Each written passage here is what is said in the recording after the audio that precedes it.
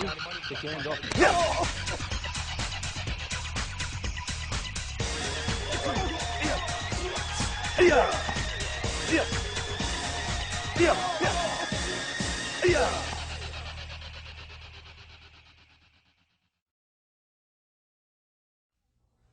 Hello, I'm Scott Rogers. I'm here to introduce you to the art of Kyusho-jitsu pressure point fighting. First, we're going to talk about what a pressure point is. Pressure point is a place where a nerve comes to an end, where a nerve crisscrosses, and where a nerve branches off and forms the letter Y. Pressure points are holes or crevices in the body that allow one to enter pain directly into the nervous system. If we take, for example, the radial nerve, which travels up the index finger, across the arm, ends in the neck. The nerve is pretty long, but there's only several spots where one actually has openings to attack the nerve. When one attacks a pressure point, pain is transmitted directly to the nerve and travels in a much quicker route than if you struck it somewhere else. So basically, if I struck you on the arm, anywhere on the radial nerve, a signal would be sent, but usually it only goes about halfway up. When you strike it on a pressure point, the signal goes directly to the spinal cord, and then it gets picked up by the brain there. What we do with these signals is we cause bodies to react to what we're doing. We may strike a point to cause a person's knee to bend or to cause them to turn in a specific direction. We also use the points in a cumulative manner. If you strike one point, you will get a good effect, but if you strike one point, say on the arm, and then go for a second point, the effect is doubled. In this manner, a smaller person can defend themselves against a larger individual using pressure points, where without the knowledge of pressure points, it would require much more power and precision.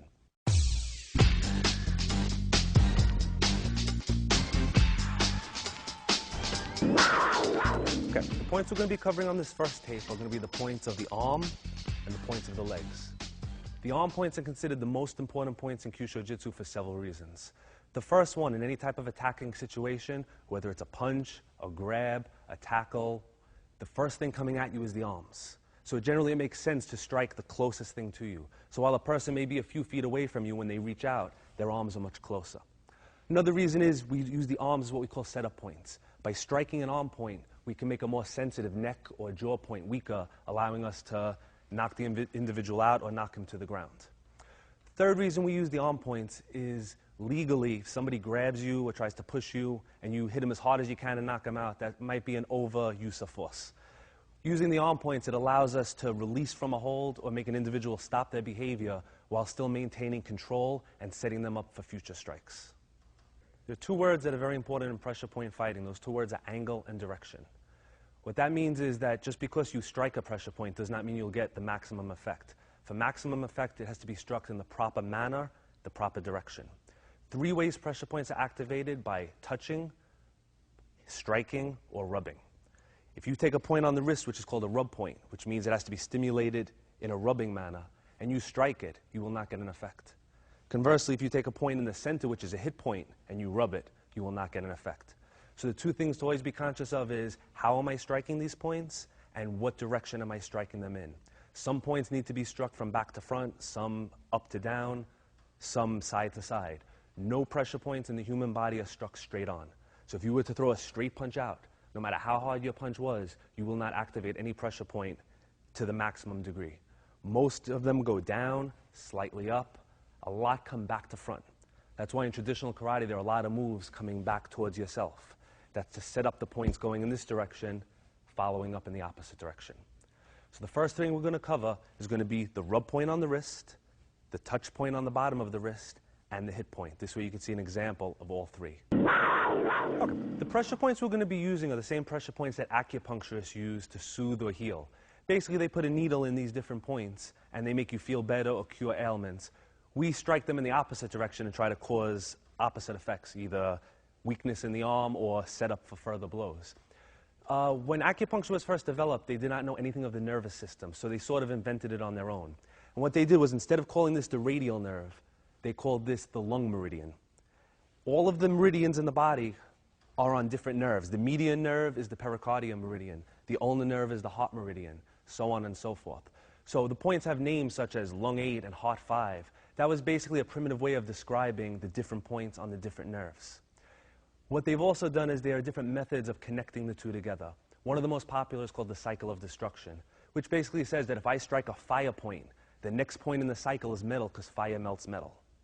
Now, there are about 5 different theories to connect the points, and when you get finished with all of them, you realize that if you strike one point, the next one becomes weaker regardless of what theory you're using. So originally the points were designed to kill individuals and cause organs to stop, and if you were going after a specific organ, you'd want to be on specific meridians. To cause weakness in the arm, to cause a person to fall down or to be unconscious, it's not necessary to take it to that level. So all you really need to know is that if you strike one point in one spot, somewhere else a pressure point is weak. You don't have to know why it's happening. You just have to know to always be hitting points and hit points in connection with each other. Also, as a general rule, we're going to work our way up the body. So we're going to travel from the arm to the neck or the head, or to the legs, to the body or to the head. Main reason for that is the closer you get to the neck and the head region, the quicker the nerve impulse is transmitted. So while it's possible to actually knock an individual out on the arm alone, it's a lot easier on the neck. So it makes a lot more sense to set him up on the arm and make him weaker for the next shot than to hit the neck and try to hit the arm, which is further away. What I'm going to be introducing now is John. John is a student and a friend of mine. We're going to be showing the first 3 points, the rub, the press, and the hit. Now, we're going to be showing them off of a wrist grab. These can be used in a lot of different ways. This can be used in ground fighting, which we'll explore later. This can be used in motion, depending on the technique. Right now, we're going to do it off of a grab so that we can see exactly where the points are, exactly how it affects him. First point we're going to be using is called lung 8. Basically, where a nurse would take your pulse, 1/2 inch above the wrist joint, there's a hollow depression there. That depression, if he grabs nice and tight and I hit it, he feels it, but nothing happens. Now, if I was a lot stronger than him and I hit it really hard, he may let go, he may not let go. But a smaller individual would have no chance. By rubbing this point in an up to down motion, it causes him to let go, causes his hand to open, and it also causes his body to arch forward. That's very important because as he comes forward, he's set up for a follow-up immediately. Also, something to watch is this arm. There's something in medical terms called cross-extensor reflex action. What that means is when I strike this arm, that arm runs away. So on paper or on a magazine article, if you see somebody standing like this, the first thing somebody says is, he could hit me with that arm. But when you strike one of the points, that arm immediately starts to fly backwards. It's a protection mechanism because your body has 2 arms. It doesn't want both of them to be injured at the same time. Just like if I poke him in this eye, that eye is going to close to protect it. All right, so we take advantage of that. So the first one is called lung 8. It's in the depression. It needs to be rubbed. But if you rub on the surface, nothing happens. You also need to project where you want his arm to go. I want to rub his arm, but I want it going down there, if possible even towards my left leg. So as I rub, my arm travels down this way. Eye contact is very important. Generally, your arm tends to go where you look. That's why in boxing or even in martial arts, they tell you when you're hitting a target or a bag, not to look at the surface, but to look through it, because your arm will go there. Same thing on this point. If you're looking exactly where you're going, you're going to end up on the surface, and he's going to feel it a little bit. You want to make sure that his arm starts here, just open for a second, but it ends up all the way down there. So your focus point, instead of being here, is actually down here, and you bring him down this way. Now, the further up the arm we go, which we'll see later on, the more dramatic the body reaction is. If he was to grab a little higher and we hit him on one of these, his entire body moves. This particular move would generally be used in a less threatening situation. If he, say, had a knife in the other hand, I would not be rubbing this point. This is more somebody just grabbed you and you get out. This is excellent for smaller people, for children. Everybody's sensitive. And what you're also going to find is the larger the person and the stronger their grip, the better this works. So if you have a very strong man and an average-sized woman, the woman will have no problem doing it against the man. The man might not even be able to make it work on the woman.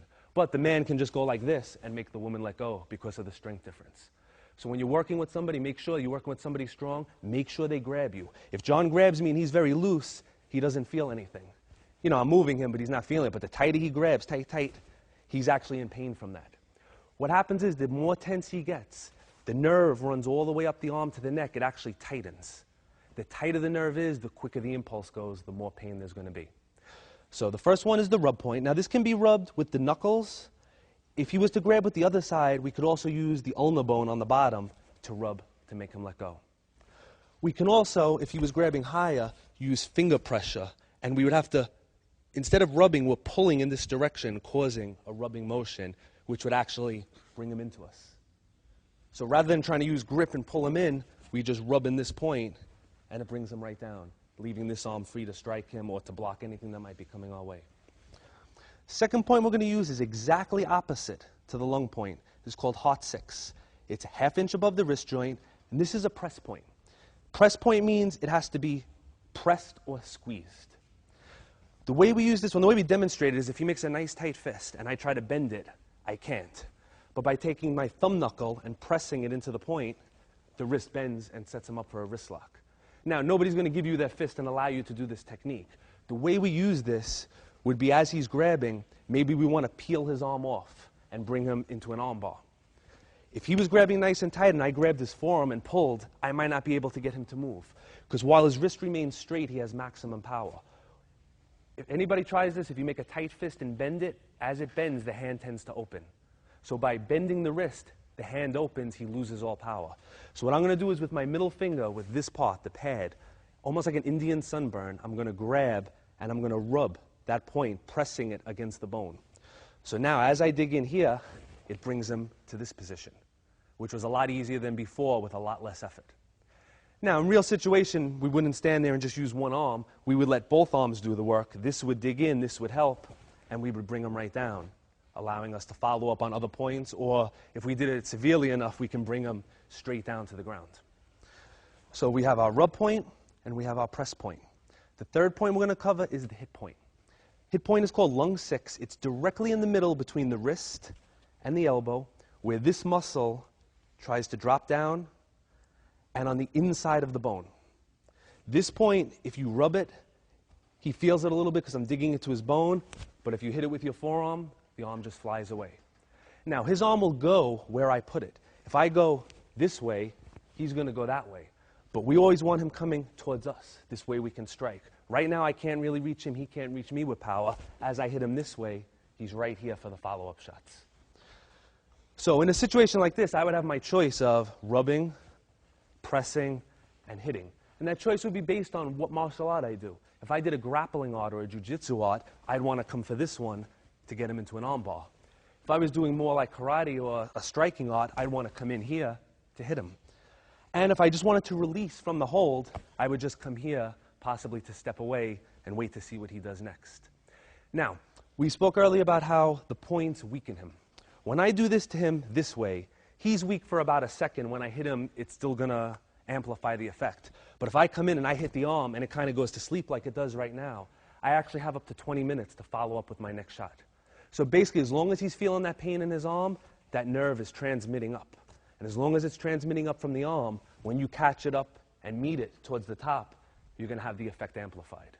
So when you practice, we just use just enough to make him let go. If you do more than that, nobody's going to want to practice with you and you won't get the work in. So what you do is you do as little as possible just to make him let go. Now you're going to come across people that you're going to hit them and they're going to say it doesn't hurt. But while they're saying it doesn't hurt, their hand's still going to open. The purpose of these strikes is to make them release, bring their body forward, set up the nerve. Whether they feel pain or not is completely irrelevant. Any trained fighter, anybody that's a fan of boxing or full contact, I've seen many fights where a fighter gets his nose broken or breaks his hand and continues to fight because he goes through the pain. So if John grabbed me and I broke his nose right now where he's nice and calm, it would hurt him a lot and would affect him. If he was trying to kill me or mug me, I would hit him, and if he could take the pain, he'd still come forward. The reason being is I'm giving him pain, but I'm not neurologically causing him to do anything. By striking one of these points, neurologically, this hand has to open. Most people will feel a lot of pain, but even the ones that don't will still have the same effect. Okay, to sum up the three first points that we've done. First one is lung 8, 1/2 inch above the wrist crease, and it's rubbed from top to bottom, so we're rubbing towards the hand. Second point is called heart 6. It's 1/2 inch above the wrist joint, but it's on the bottom of the arm. And that one is pressed either with finger pressure or with knuckle pressure, causing the wrist to buckle. And the third point is halfway between the elbow and the wrist on the inside of the bone. That's called lung 6. This one is struck. Now, in the way that we struck it before, we used our forearm. The reason for that is our forearm is meaty and muscular. So when I strike his forearm, it's actually a cushion. In reality, we'd want to come in and strike with a knuckle, which would actually paralyze the arm. In practice, you have to be careful because this muscle comes to an end here, and if you strike at the insertion point, you could actually rip the muscle. So we don't really want to strike it with the knuckle in practice. If you can make him let go with the back of the arm, if you put a knuckle in there, you can be pretty sure that you're going to do double the damage. So right now we're just showing a couple of ways to strike, but you could come in with the knuckle. If he grabbed opposite, we could even come in with our fist. So those of you that do karate, basic low block, releasing the arm to get out. We covered the first 3 points of the arm. We covered the rub, we covered the pressing point, and we covered the hitting point. The next 2 points we're going to cover are the most useful on the arms for several reasons. One, they can be pressed and struck. And number 2, depending on his arm position, they can always be accessed. For example, if he grabs low, I can use the low point. But if he grabs very high, it's a little awkward to use this point. Same thing with the center point. If he grabs here or grabs my elbow or grabs low, we can use the center point. But if he grabs very high, it's too awkward to get to.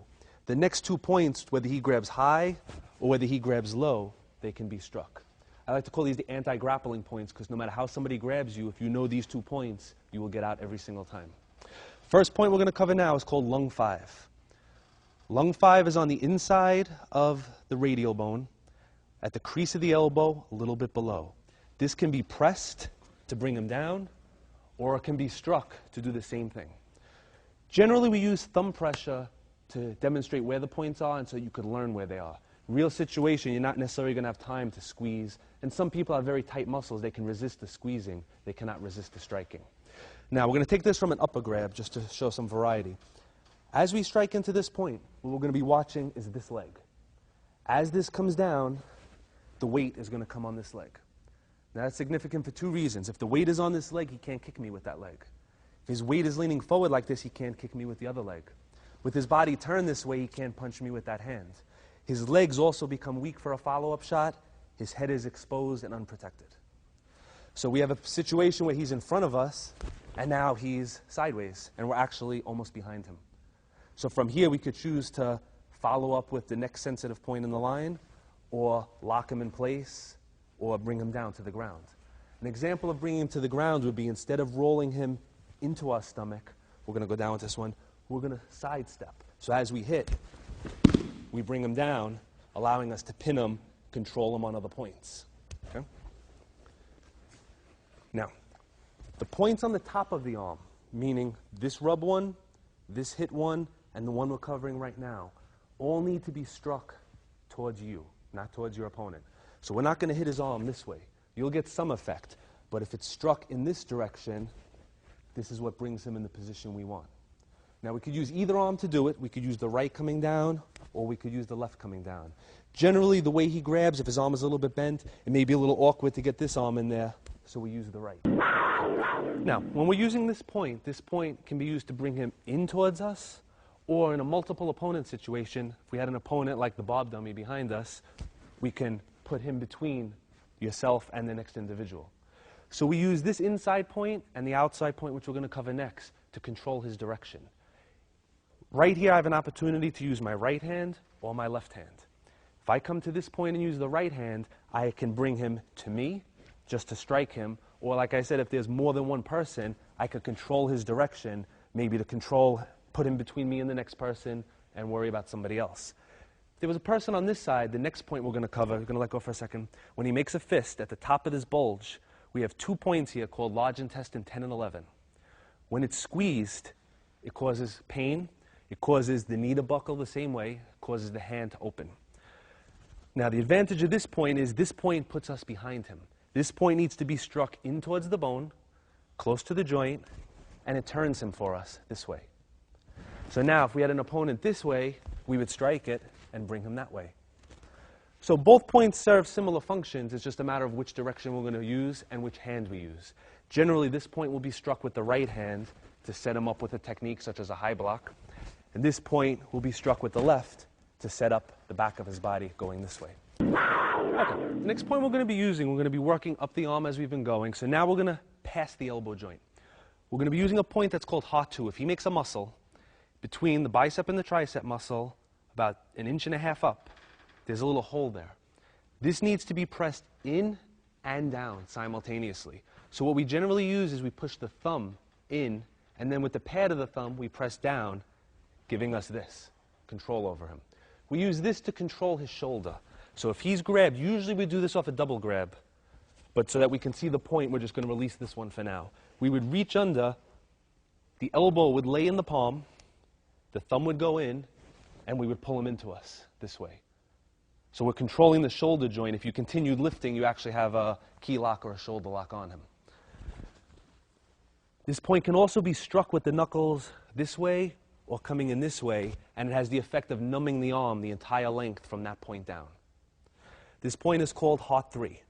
So the thumb goes in, we squeeze. Now when we squeeze a point, you can see his body tensed up. That's his reaction. What he does next is up to me. If I move him this way, he goes this way. If I pull him in, he goes this way. If I bring him down, he comes down. So when you strike a point, the point injects the pain and the control, but your directioning, your control of your arm depends on where he's going to go. A point that we use in conjunction with this, we're going to show it on the other arm, is called large intestine 12. That point lies between his bicep and his forearm. You're going to find a little hollow pocket here. Again, it can be pressed with the thumb, or it can be grabbed with the fingers to pull. If you had a large hand, you can actually put the fingers here and the thumb in on this one, allowing you to get both points, causing more pain and more control. Because remember, more than one point causes more pain. So if possible, we always try to strike at least 2 or more. So when he grabs, we follow the same thing with the elbow. The elbow's in the center of the palm, and we let the fingers loop over. As the fingers loop over, when we pull, the fingertips dig into this point, bending his arm and pulling him into us.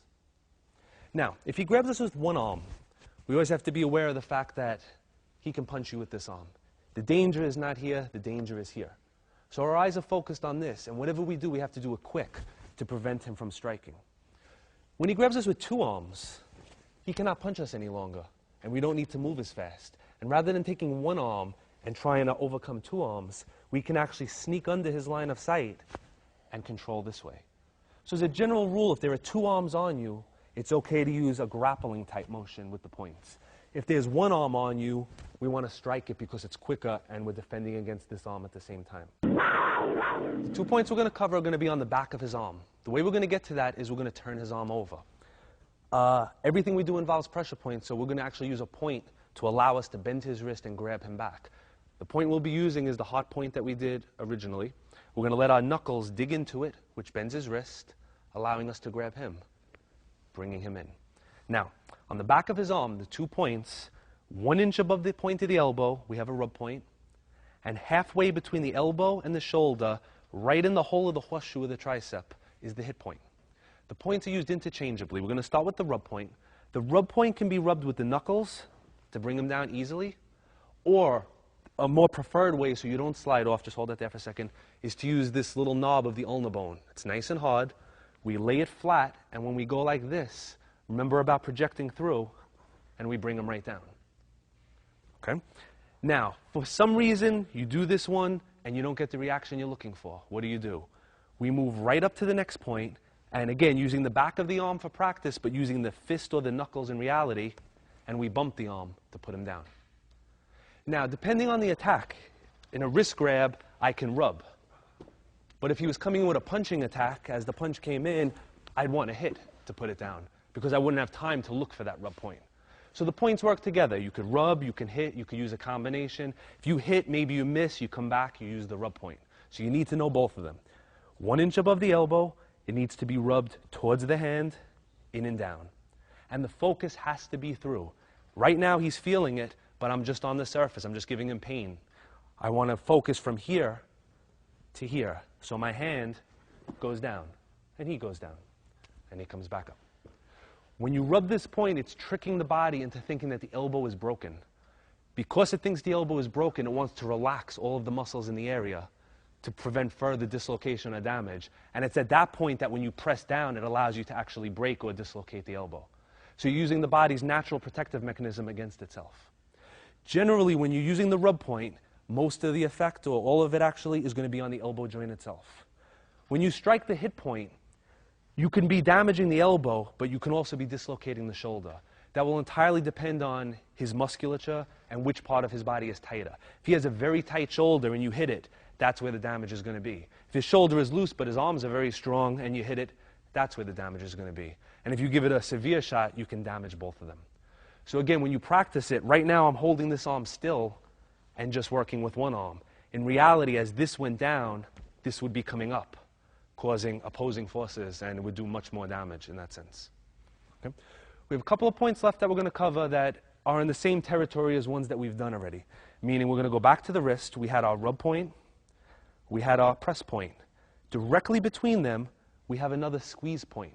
This point can be hit to make the hand open, or we can use thumb pressure to dig in and bring them down this way. Basically, this point serves the same effect as the other 2 points. It's just another option, something else that you can do. Now, as we get closer to the hand, we have 2 points on the hand that we use to release grips. One is between the thumb and the forefinger. One is between the pinky and the ring finger. If he's grabbed between the ring and the pinky finger, 1/3 of the way up, you're going to feel a hole there. All pressure points are in a hole. This can be rubbed with the knuckle, or it can be with the knuckle, the pointy part, struck to make his hand open very quickly.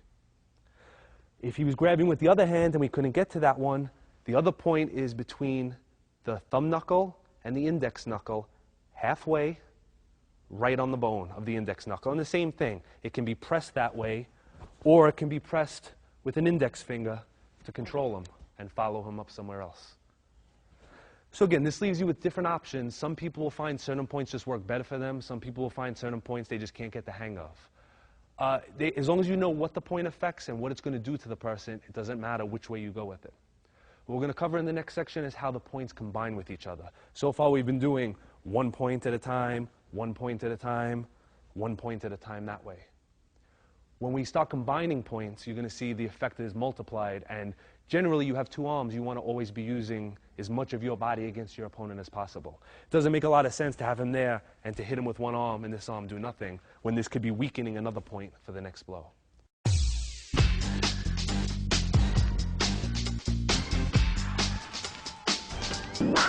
Okay, we're going to work on some combination of points and how they actually work together. For example, the point we just did, the one in the center of the arm, that's actually called pericardium 6. I don't think I named it before. When you press this point, his body starts to dip forward. But let's say this was the best effort I can get, and maybe this isn't enough. I want to add more pain. At the same time that I press this one, we're going to add this one and bring him down very easily. So now instead of using strength and using force, we're just adding more spots that we hit. The more spots that you hit, the less force that you need. When we grab him, we don't want to just grab with a regular grip. This will give us control, but we're not activating any pressure points right now. If we use what we call the eagle claw grip, we draw the fingers back, and this thumb knuckle automatically catches into this point, this way. And these 3 fingers, the index, the middle, and the ring finger, catch into this groove here, guaranteeing that you're going to get that lung point. So now, grabbing this way is different, you can see, than doing this, because I'm curling. I let the fingers dig into the groove, this is here, and I squeeze. Now, right now I'm squeezing and I'm not controlling him. To control him, I arc the wrist and pull the pinky towards me, this way. Now, the reason for such an effect is I'm actually on 2 points instead of just being on 1. So now, anytime he grabs me, I automatically start my combinations with 2 points. If he decides to punch with the other arm, now I have 3 points, and I can follow up somewhere else. But if he doesn't, when I come to my next point, he's coming in. Whether it's the lung point or the heart point on the inside, we lock here and we squeeze here, and he comes in. Much easier with a lot less effort. Now, real situation again, we don't always squeeze. He grabs, maybe I'm going to strike the 2 points simultaneously, bringing him in, and for the follow-up. So if I want to speed things up, instead of squeezing, we just hit 2 spots.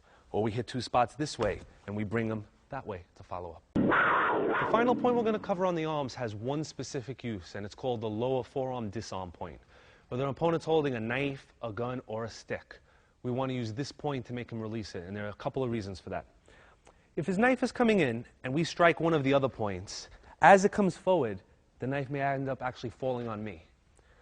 The point that we're going to use is opposite the upper hit point. So it's inside this bone on the bottom.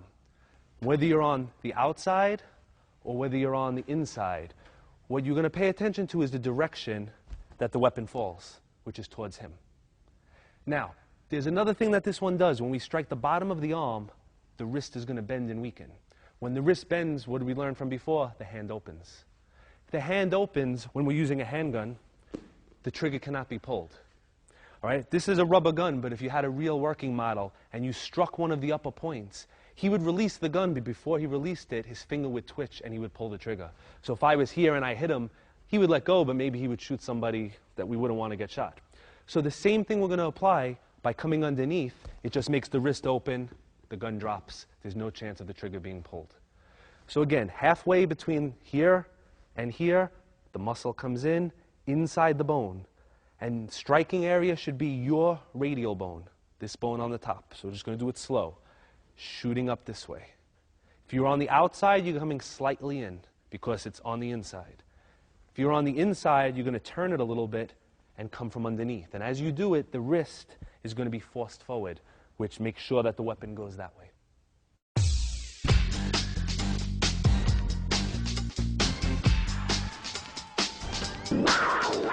Okay, the next points we're going to cover are going to be the leg points. The leg point's main use is to either turn his body, to spin him around, or to drop a taller person down to your height. So if you were dealing with a very tall person, instead of reaching up, you come to a leg point, you bring them down a little bit lower. There's also a special relationship that exists between this arm and this leg. By locking any point on this arm, the opposite leg becomes very sensitive, which we'll show a little bit later. First two leg points we're going to cover are going to be in the same area of the leg, but different sides. If one has the leg bent 50% of the way between the hip and the knee, so we go halfway, and 50% of the way around, inside and outside, are the 2 points we're going to use. The inside point is called spleen 11. It's between the muscles on the inside. If you feel it on yourself, you'll feel a little hole there. And the outside point, if you stay at attention where your middle finger touches, is called gallbladder 31. Both points will cause a Charlie horse in the leg, cause the person to drop. Generally, the inside points can be used with the knee or with the ball of the foot or the heel. The outside point must be struck with the knee or the heel. The reason for that is the muscles on the outside of the leg are much stronger, much more dense. If you were to use a roundhouse kick like in kickboxing or a ball of the foot kick, it would probably bounce off somebody who has a conditioned leg. You need more follow-through. So a side kicking motion or a knee strike, perfect for the outside. For the inside, you can use the ball of the foot, the heel, or the knee. So we're going to start him in a front stance just so we can see where the point is. We have his knee here. We have his hip here. We're going to go 50% of the way in and move to the inside. And with one finger pressure, we're already getting his body to move. Okay, we're going to show the spleen 11 point, the inside of the thigh. As he grabs, one leg will be in the front of the other. If this leg is in the front, we're going to attack it this way. If the other leg was in the front, we would attack it that way. This way everybody can see we're going to use this leg, and as light as we possibly can, we're going to bump it, and you can see his body reaction. Any more power, he's going to drop to the ground. What you saw is he let go of the technique, and if I held on to his arm as I did it, I would retain control to follow up with another shot. Generally, the inside points are used when the person is in front of you, grasping you, where you're lined up. If a punch was coming in, and we're going to turn it in a minute, we would be using the outside point, the one where the middle finger touches. So if he's punching with his left, and we get to the outside, we can't access the inside, but this one here is going to put him right down. And you can see, even though he's shorter than me now, if he was taller, it brings him right down to his knee. Another advantage of that point is for the next 10 minutes or so, he's going to be doing this, which means he's not going to be very effective as far as footwork and moving around. Okay, the next point we're going to be using is on the back of the calf. It's actually 3 points in one. The point names are called bladder 56, 57, 58. If you look at the way his calf is shaped, the 3 points are in a straight line, right at the bend of the knee, dead center, and right where the muscle comes down. The one that we do most of the work with is the one up here. With thumb pressure, we could actually just bring him down. Now, the way we use this point is in combination with the arm points. Very rarely in a self-defense situation are you going to find yourself behind. But if he was facing me and he grabbed and we brought him in close using one of the other points, now I'm behind him enough to put him down on that calf point. So generally when we attack the arm to turn him, either with the right or the left, his body shifts. When you do it harder, the weight comes on. You see the leg buckling, and that allows you to bring him down and follow up this way. The last point on the foot is one that's very important from rear attack. Somebody grabs you from behind this way, or they choke you from behind. One of the main defenses is to stomp. Most styles of karate or self-defense teach you to stomp on the instep. The instep is one of the strongest bones in the body. I don't think it's even possible to break it. So really what you're doing is you're stomping on a very unsensitive surface. Where we aim our stomp is between his pinky and the next toe. Just like the one on the hand. Where the foot makes a little turn, you can just press and control him there. So using just, turn a little bit this way, just very light toe pressure, we could pretty much control his body. When we use it, it would be stomping, and he would drop or at the very least let go of what you were doing.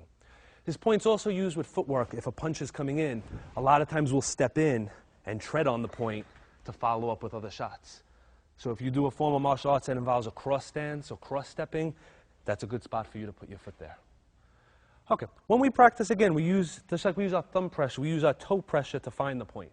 Obviously outside he's going to be wearing shoes or boots on, and you're not going to be able to access it in that manner. But by using a stomping motion, whether he has shoes on or not, unless they're steel tipped, you're still going to get the same effect, whether he's grabbing you from behind or from the front. So real situation, stomp. For practice, you don't want to do that to your partner because he's not going to like you anymore. So you use your toe, or if you're going to use your heel, you place your heel on it and gradually add weight until you get that reaction and you release.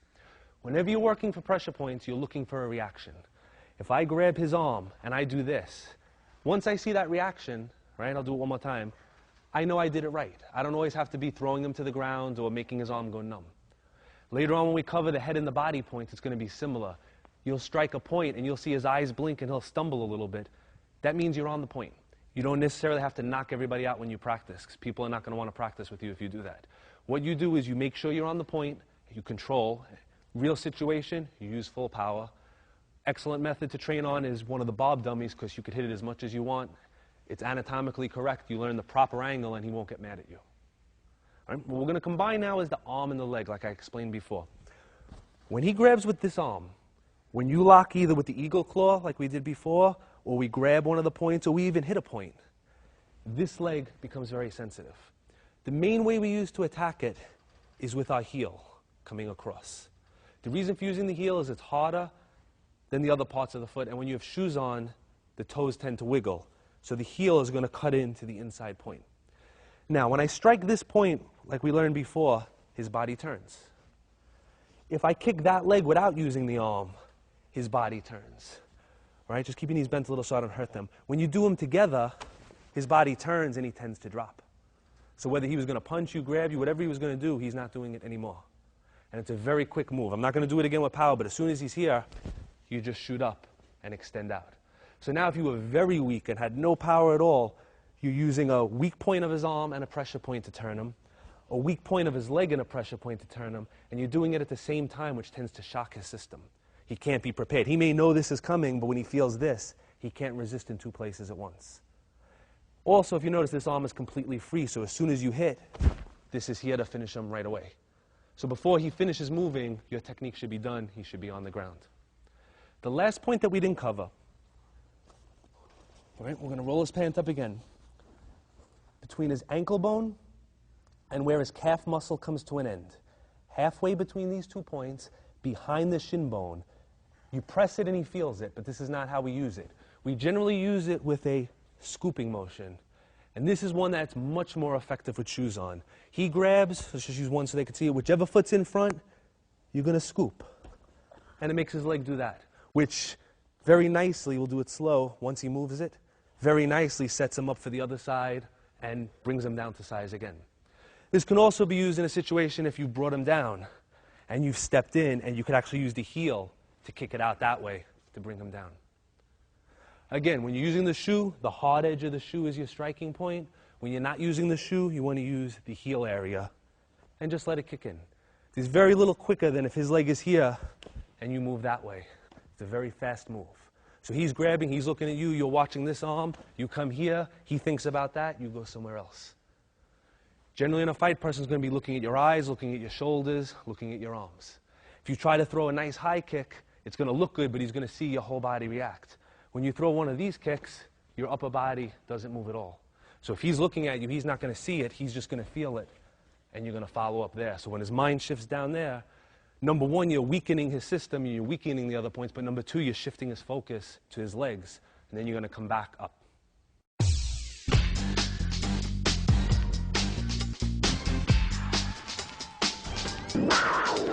Okay, what we're going to do now is we're going to go back to those first arm points that we used, but this time we have John fitted with special protective forearm guards. Same ones used in competition to protect the bone so you don't get bruises. Purpose of that, number one, is so that he allows me to finish what I'm doing because it's starting to hurt. But the main reason is this way we can show that the points work even through a winter coat or through padding. An example would be the hit point that we use. Now, it's going to be hard for you to see, but everybody remembers it's the one halfway. With practice, you will know that it's halfway and you won't have to roll the sleeve up, and that's where the training comes in. I've done that, so I'm just going to show you. He lets go. Right? He grabs on the other side, we catch it from another angle, same thing. He lets go. And remember, I'm still using the soft part. Now that he has this, I could put the knuckles in, and it works even better. What we're going to have him do is grab different spots. Basically, there's only so many ways somebody can grab you. They could grab your arm, your elbow, your shoulder. They could do it on the other side. They could double grab. They can choke you. That pretty much covers most of the grabs. All of those grabs, most of the time, are going to start with an arm point and then follow up with a head, neck, or body point, or maybe even a leg point. So as he grabs, he's just going to grab at random. We're going to use different points to get out. Doesn't matter which one we use. And you're going to see you just get a good reaction. Two arms, we can either focus on one or we can focus on both of them to set him up for the next point. Now, keep in mind, even with the pads, I'm not hitting very hard, and he has padding. Without the padding, the reaction would be much more severe. So a general principle to try and follow is when he grabs you and you have an arm, strike the arm point. Instead of trying to travel all the way up here, which he expects, strike an arm point. You disrupt his balance, you disrupt his thinking, you set him up for the next shot. If you strike an arm point and then he punches you, you're here to finish him off. You know this punch is coming, so you keep your eyes on that arm. You know when you strike this arm, that this arm is done at least for a few seconds. The only thing that's going to get you is that one. Just be prepared for it as you come in. And when you strike it for real and you're here, he's not coming up with that arm. This is going to be there first. So general rule, start with the arm points, work your way in through the body. As we go through the next series of videos, you're going to be learning more about the head and the neck points and the torso points. You're also going to be learning certain self-defense techniques. You're going to see the common thread is we generally look to go for the arm first, then either to the torso or the head or neck. Leg points tend to come in depending on his balance. Like we said before, if we bring him down and his knee bends or I see an opening, the leg point is there. If I don't use the leg point. The primary thing to learn to be good at pressure point fighting is learning the arm points. Right now we're covering stand-up, and we're not even covering punching or kicking yet, which we will get to. When we start adding punches, let's say he throws a hook in, we're striking arm points to set up the next blow. If we're doing ground fighting and he's choking us, we're using an arm point to either set him up for a strike or a follow-up lock. So if you are very good at the arm points, you'll be very good at pressure point fighting. If you're always looking for the head or neck points, number one, they're not going to be as sensitive as they should be because they're not going to be set up properly. And number two, you're attacking what he expects you to attack. He expects the punches and the hits to come to this region. When he does something to you and you go somewhere else, it sends a shock through him where mentally, you're not just physically defeating him, mentally you're making him not know what's happening. When somebody attacks you in the street, generally it's not the first time they've done it. They have experience, and through experience, they know what's going to happen. They know they're going to punch, you're going to put your hands up, you're going to get hit, you're going to fall down. Anything that's done to change that order is going to mentally pause your opponent. So you're freezing him mentally. And while he's in that little indecision in his mind, that's your opportunity to follow up with your strikes.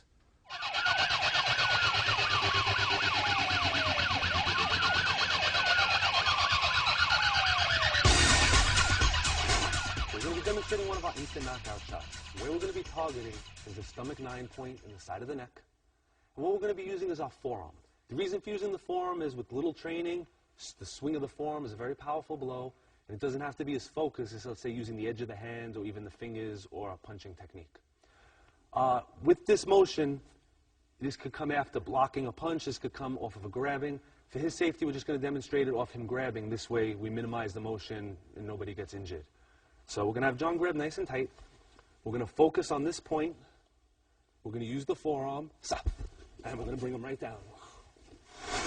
All right, once we maintain grappling position, both arms are in position to strike him. So rather than bringing him to the ground with a throw, we're actually going to do a knockout technique involving the area around the temple, which are some points that we haven't really covered. We're going to slap. We have the temple, the corner of the eye, and the bridge of the eyebrow, which forms a nice big circle that's just going to get slapped. And on the other side, we're going to use the ridge hand to strike all out of 20. From grappling position, as we're searching for a move, this hand is free to strike here. This hand is free to strike here. So what we're going to do is we're going to lock up, we're going to bring him down, and we're going to show the basic knockout, and he's going to drop. Okay, the last point on the shoulder region is exactly at the apex of the trapezius muscle. So basically we divide his neck and his shoulder in half this way, and we divide it in half this way. And this is where we're going. And we could actually press it and get some effect. Because this is a big muscle, the muscle actually protects and the point lies underneath it. So generally we want to strike it inward this way or using our forearm. If he was coming forward like to shoot to do the takedown, we would actually use our forearms on this point to stop him. Because of the angle, we may not knock him out, but what we'll do is stop his motion, which will allow us to set up something else. What we're going to do is just show this point the effect of it. We're going to have him throw a punch, we're going to block it, and we're just going to put some downward pressure. And the thing to watch for is his legs. Watch where his legs go. So as he comes in, we come down, and we drop him down. Okay, as previously explained, the more pressure points you hit, the more damage that you do. So if he were to grab me in a real situation, I would be using one of the arm points, one of the body points, or one of the leg points before I came to the jaw point. What that would do is it would make it actually weaker. But what I want to actually just show you is how, with no setup at all, this one point becomes very sensitive. So as he grabs, we're just going to come from this position. I'm going to go slow so I don't injure him. We're going to come up in the up and out direction. I'm going to have him bite down real tight so he doesn't hurt his teeth. All right, so we're going to look straight. He's grabbing. We're not going to use a setup. We're going to come in, and it's going to bring him down. We sit him up. We have a special revival that we use to wake him back up a little. All right.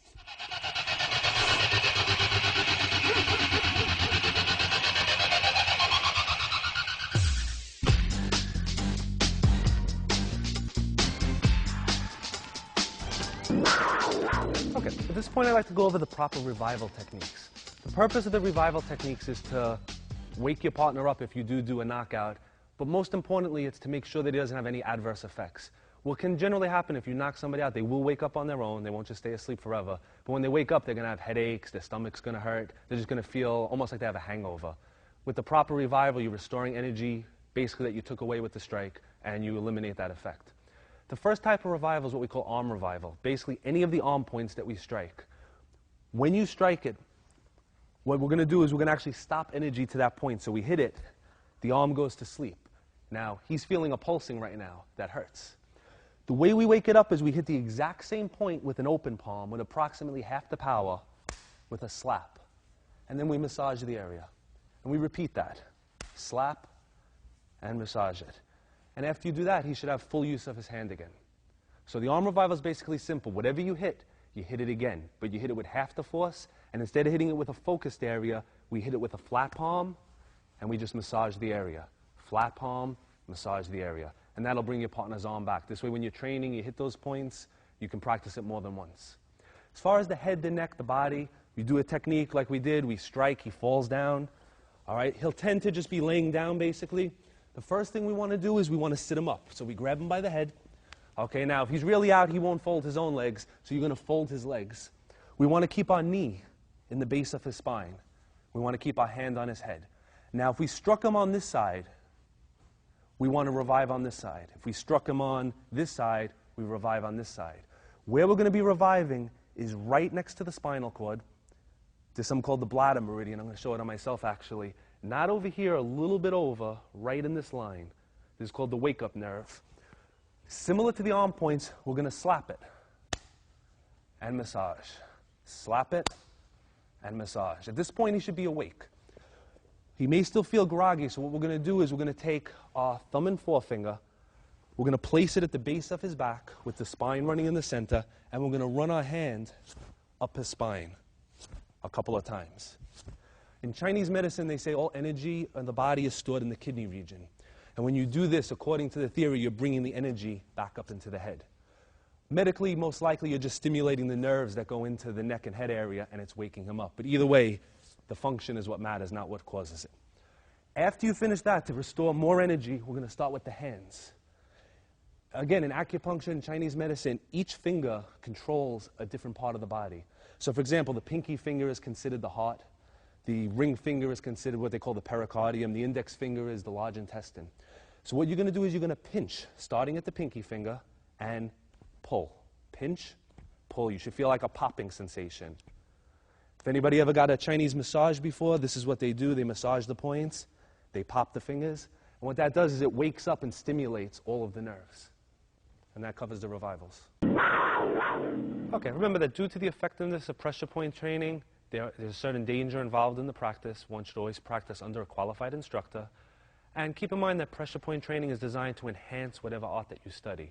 Whether you're doing a striking art, a grappling art, or a joint locking art, use pressure points. Pressure points do not replace what you do, they just make what you do more efficient and more effective.